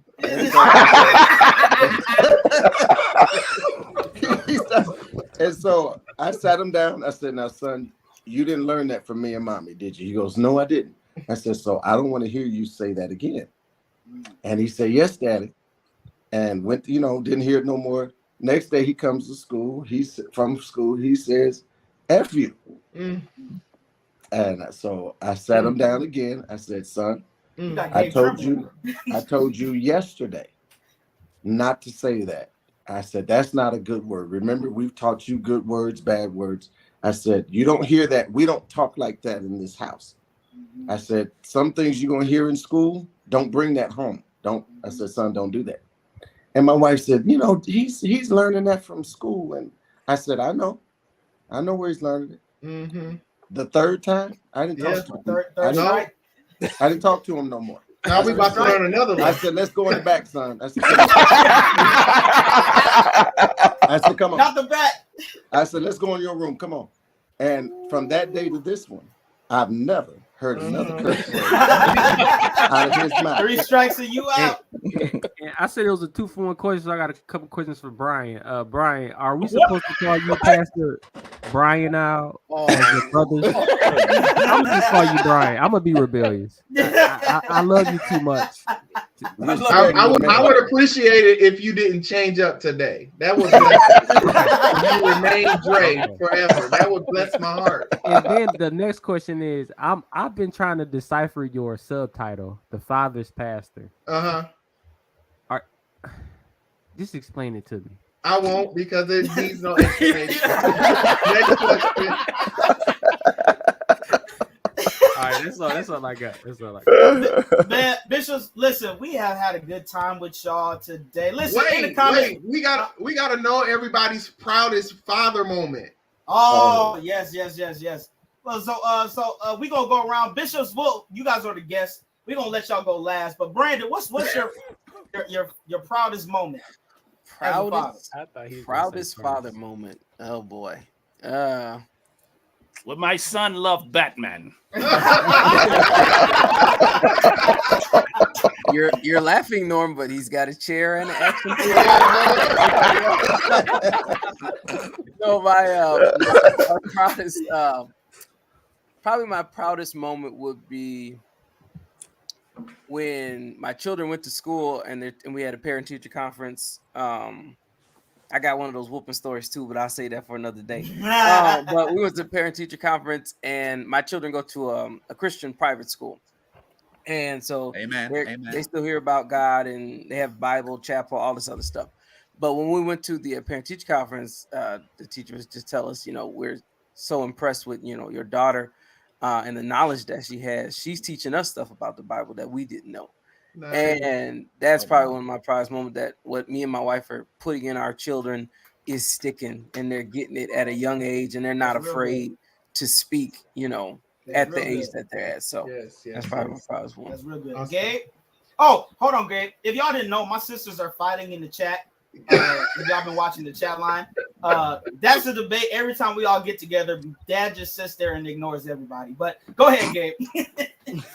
We got to hear about the furnace room too in the church. That was a comment, but go ahead. Oh my! Too many questions.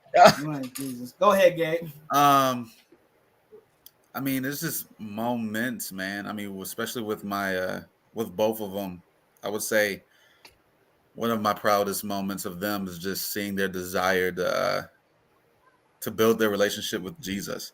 I mean, they too go to a Christian school, and that's something that my wife and I was very intentional on doing, but like they're now excited, to learn about Jesus. They're excited to go to bed so they can pray and, have communication time, with Jesus. So I think those are pretty much just my proudest moments of seeing them really start to take it seriously, even in their, their infancy, for sure.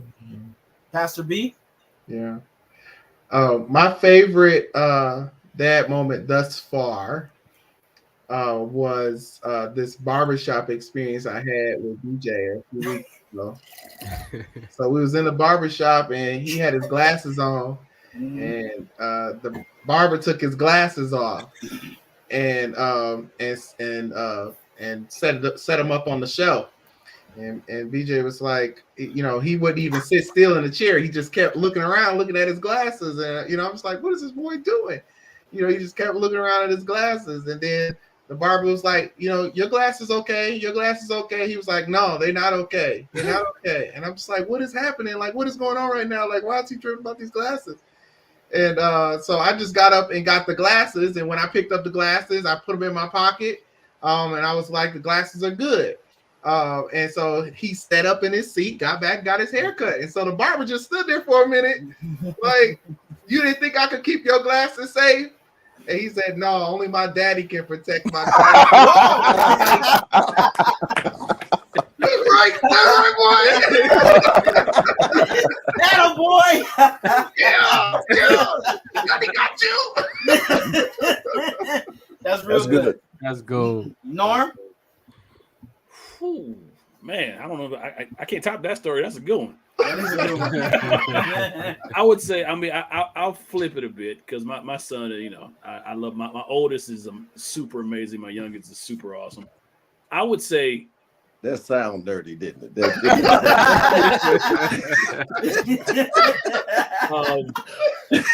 I would say to me, a moment that fills me with pride, honestly, and this is, I'm kind of flipping the direction on this, is when my son, my oldest, was born in the first place. The moment I first became a father.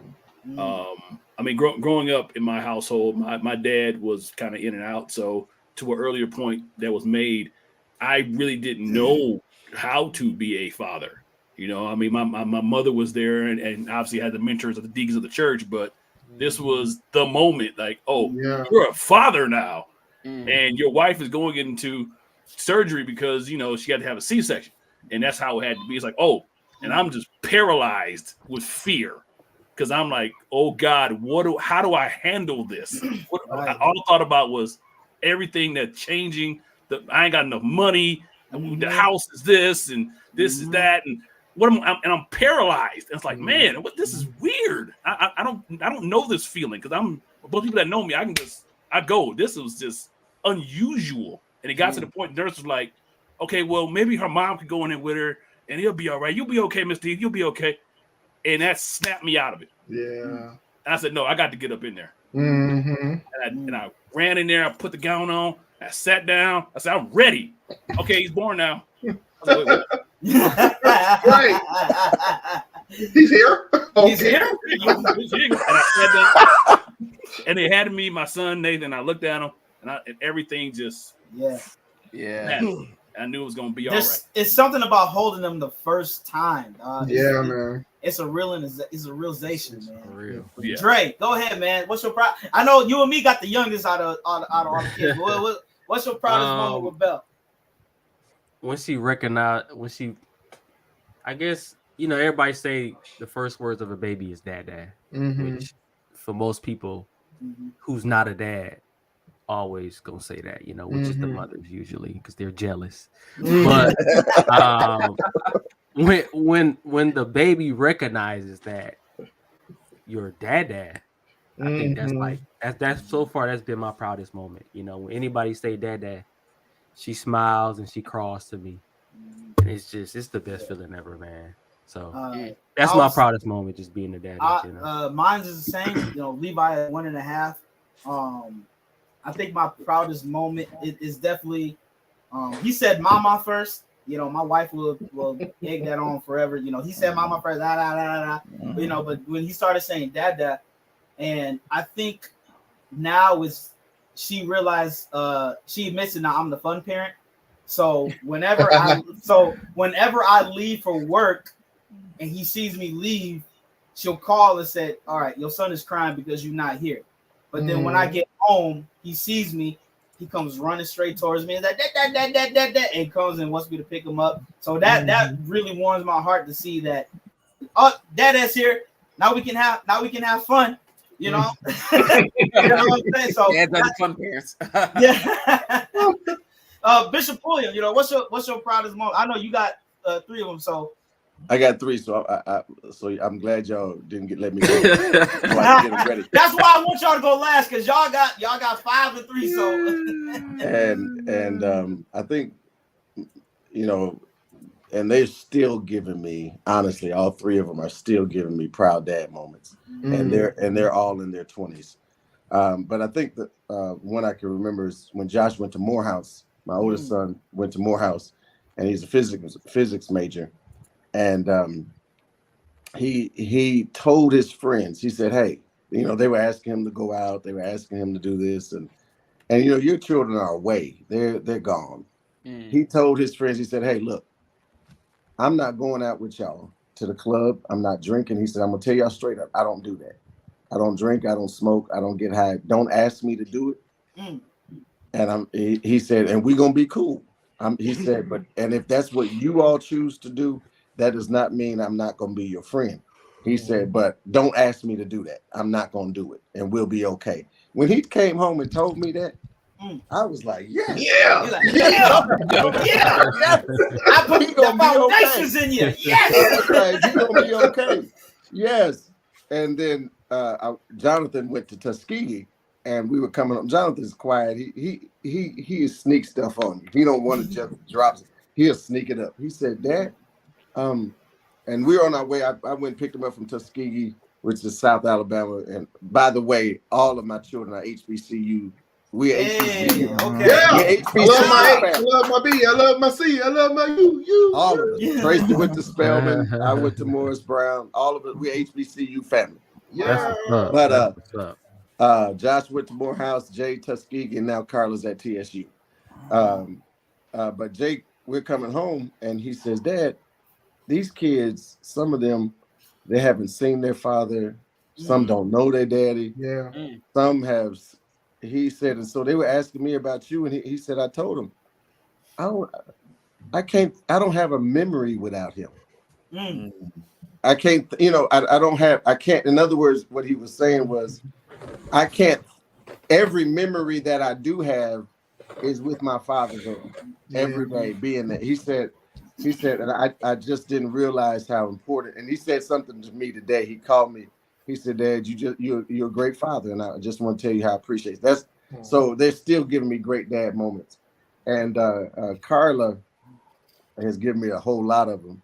And I think the greatest thing is to watch them struggle. The hardest thing is to watch them struggle, not get involved in their lives, so they can come out and make the right decisions.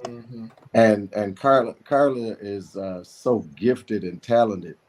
And so she's given me so many of them. I mean, and still is. So she called me today. I think she sent me $25. So I was like, when the kids start sending you money, Made it, y'all. Pops. Yeah, I guess I got the most. 5 of y'all fellas. My Lord. One thing that is awesome to me. Well, I'll give you a couple, and then I'll leave you with a funny one that is funny in our family. I'm proud for them to all have been filled with baptized in Jesus' name and filled with the Holy Ghost. So all 5 of my kids That's awesome. are workers in the church. I thank the Lord for that. And they graduated from college. They have their own abilities, and I'm grateful to the Lord for that. Yeah. And the one thing that really impresses me is that they have a siblings chat. I'm not part of the chat, but I walk through from time to time, and I notice them. All of them, they still talk to each other, and they still interact with each other. They still help each other. Even if they get upset with each other, they still work together. And so I'm proud of that they have that family bond and that family love. One of the funniest things that happened in our family that I still laugh about is that everybody knows Jackie Rose can be a little bit. Nah, don't say little bit. Say a lot. She's a little bit mouthy. I'm so glad this is recorded on the internet. I'm gonna be playing this back in Dallas. So she did something to her brothers and sisters. She's the baby, all right? Mm-hmm. And Bubba at the time was at least about 270 pounds. Jeremy is a football player. Jordan is a basketball player. I already know where you're going. And she is talking to them and getting smart with them, and they got tired of it. And rather than fight and punch and all that stuff, they did something to her. So my wife and I are in our room, and we hear this boom, boom, boom. I said, "What is that?" Boom. So apparently they took Jackie and duct taped her legs, arms, duct taped her, put her in the basement, turned the light off, and closed the door. No, that's So hold on, wait. And I just want y'all to know that he said that this is his proudest dad moment. Listen, they could have fought. They took care of business. Disclaimer. Dad, they were resourceful, Bishop. Exactly. The same person, Jordan, that says that never does anything in the chat. It was her idea to tie her up. So me and Bubba were the biggest. So she said, "Y'all hold her down, and I will tie her up." So this was Jordan's idea. The same one that said never did anything to get a whooping. I'm just saying that.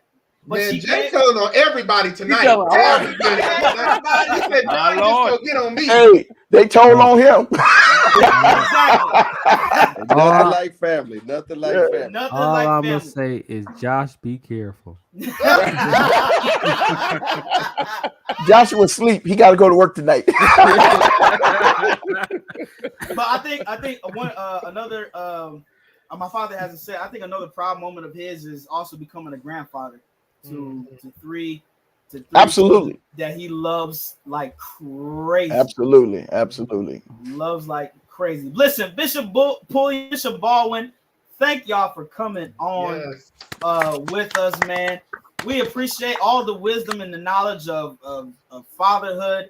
My sisters are still fighting in the chat, I believe. I don't know what's going on. They're probably gonna call me right after this. So, but we thank just tell them to come on and air it out online. Listen. Yeah, Pop, listen, we've been trying to get them on the show for so long, but they don't want to come on the show.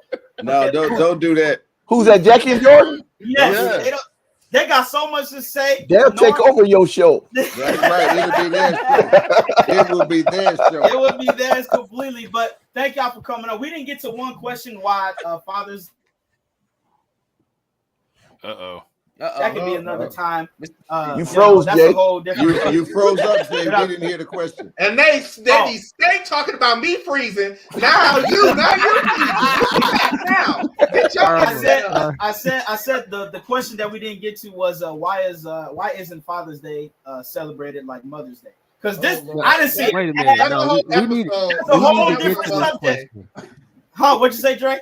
We need to get to this question. Nah, it'll take too long. You know, it won't take long, Bishop. Okay, Bishop. Look, why isn't Father's Day celebrated like Mother's Day? And I'm gonna tell you why. Because there's nothing like a mother. There is nothing like a mother. And I don't think she doesn't.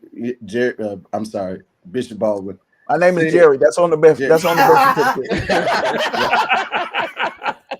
But he said it. He said something. Woman can't give life. The life comes from the man, but she got to carry it. She's got to nurture it. Right. She's got and feed it. She's got to watch her body change. She's got to feel all of these emotions. She's got to watch her body change while you eat and don't gain a pound. Well, hold on. Hold on. I saw Trey's face. He wanted to say Let me finish. Dre, you ain't gained no weight. I gained weight while she was pregnant. She's got to go through all of these feelings and all of these emotions. I had pregnancy weight too.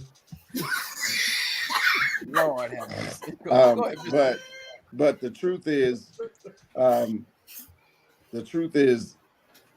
that they deserve it, and they deserve it.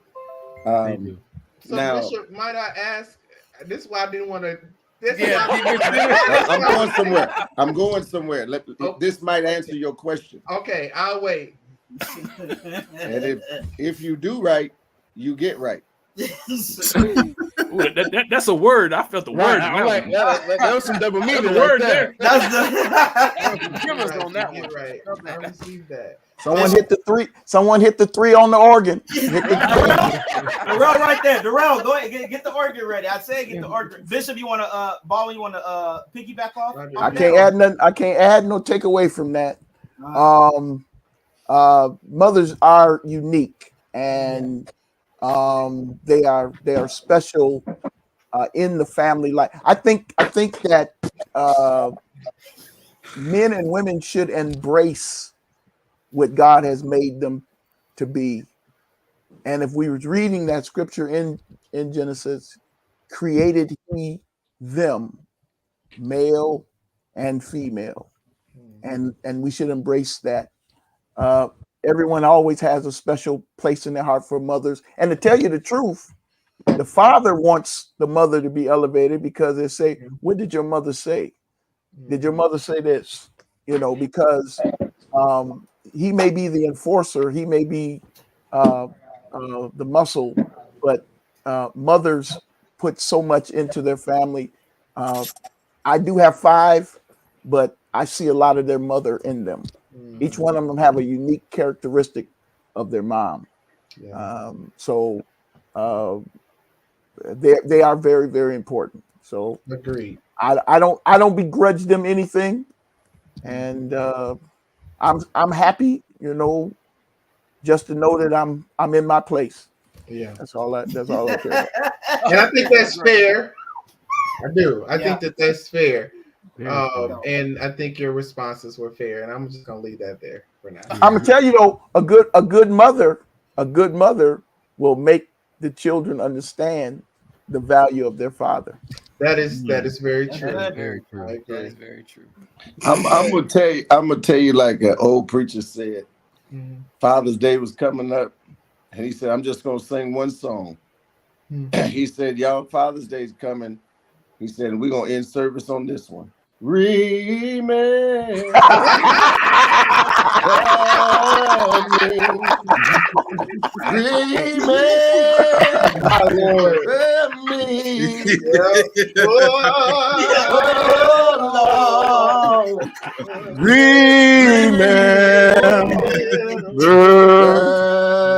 me, my Lord.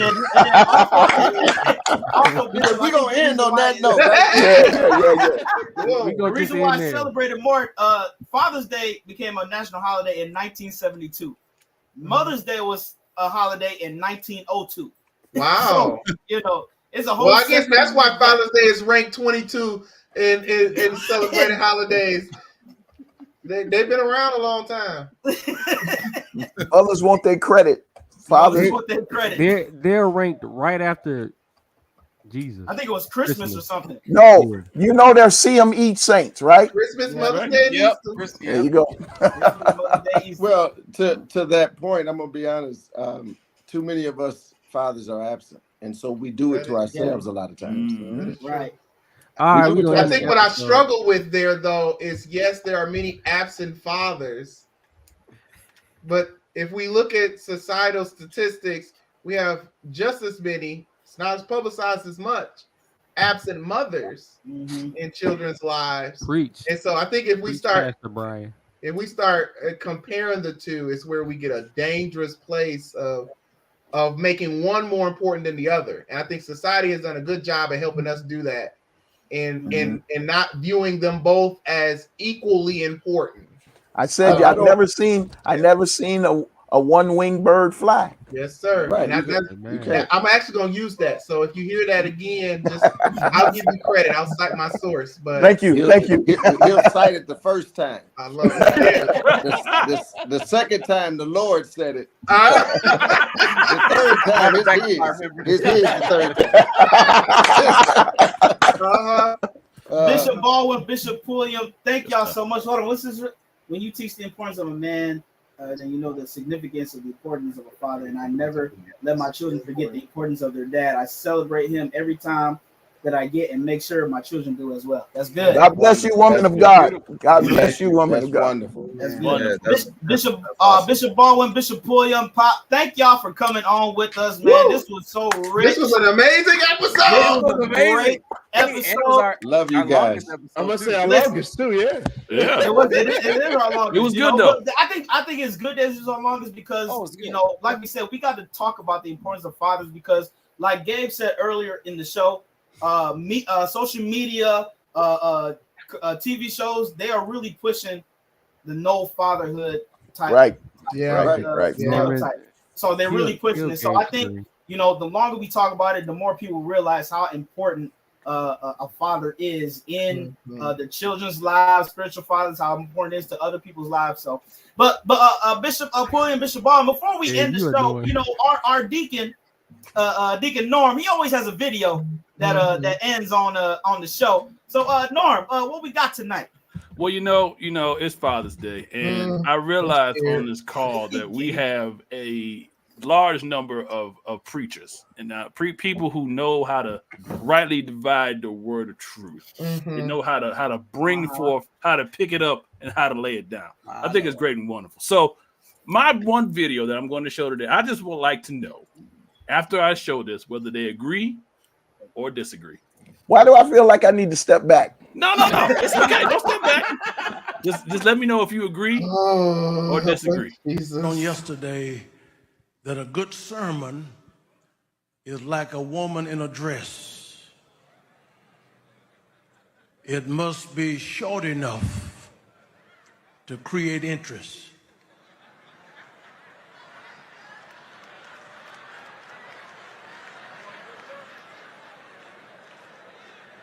And it must be long enough to cover the subject.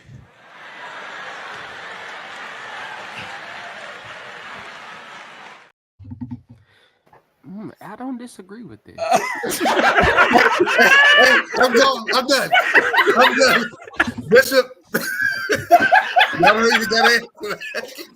have nothing to say. I have no comment. Well, I'll say this. Jeremy's uncle has the 3-beat gospel.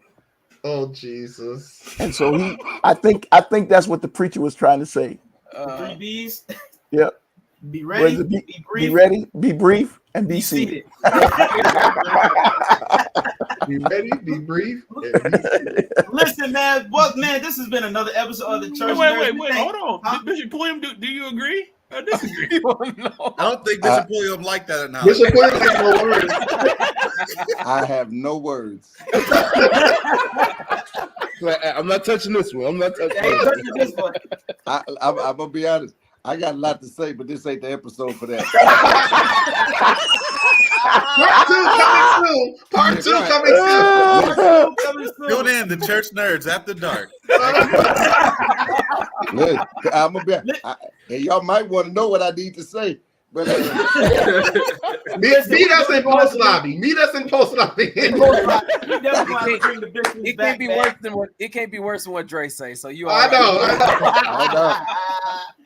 Listen, this has been another episode of the Church Nerds, man. Once again, I'm Jay Baldwin, Norman Heath, Dr. Dre, Pastor B, Darrell Walls, Elder Travis, Gabe Jordan, and our special guest, Bishop Pulliam, and my pop, Bishop Baldwin. We are the Church Nerds Podcast. We will see you next time on another episode. Love y'all. Love y'all. Y'all be blessed. Wow. Man. My woman in the dress.